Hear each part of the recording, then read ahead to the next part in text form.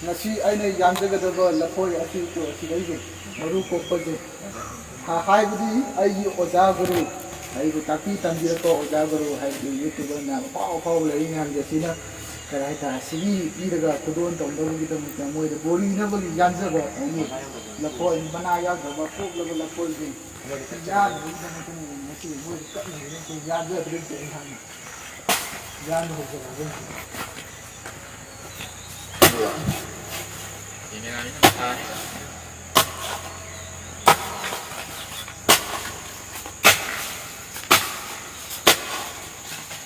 Cewek. Ayo. Yang keluar. Kenapa terdengar aku akan memandang ini dosun mana ya ki. Yes. Moi, ku kandi.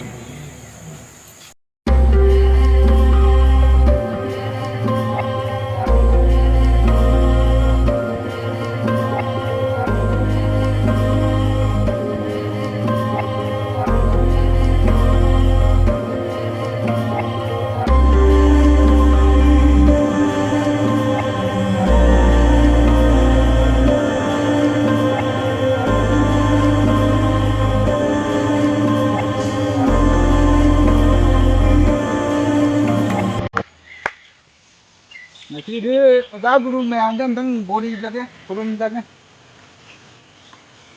Dah guru main di lam na body tam ni corona macam orang ni na. Jom macam mana tu? Yang ada berapa ni?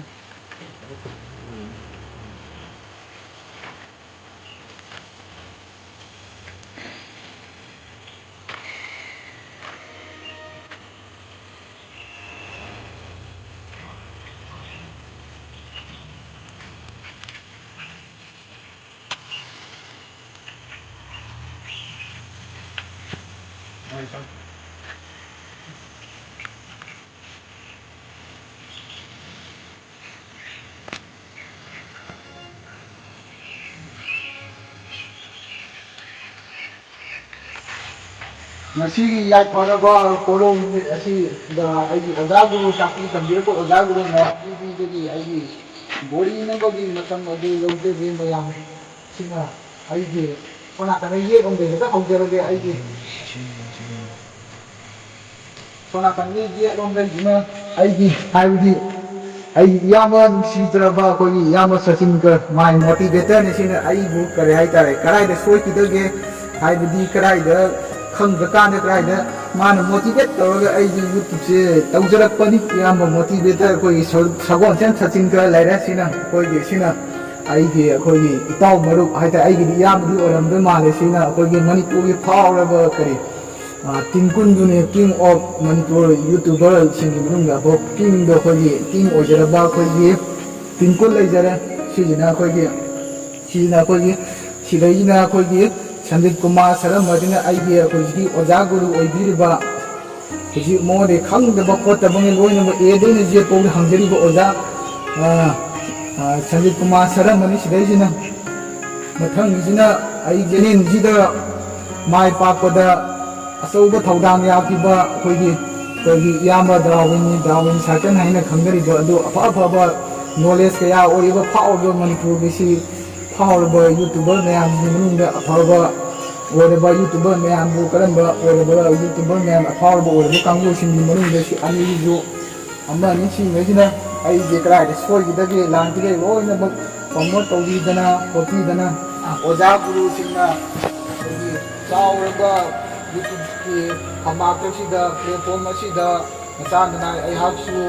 tawri ba sinfom si da mai pa ko tinga video o hindi hajeri Sini macam tadi nak kena mayamnya, ayu nusi gitu na oja guru singi, matun ini tahu jadi bar, lepas dia dialog kayak tahu itu mayam kudi si asin nasi poro koban ujar sudah di mai pakor tina dulu na, kita menai ayam na tahu jadi bar asin mai pakor tina dulu hari nasi poro koban asin tadi oja guru mayam bu nasa na ayam na, kuni jadi ye tina dulu, corona ini macam oi mana, ayu nak pun nampak terus YouTube ki kuthang degi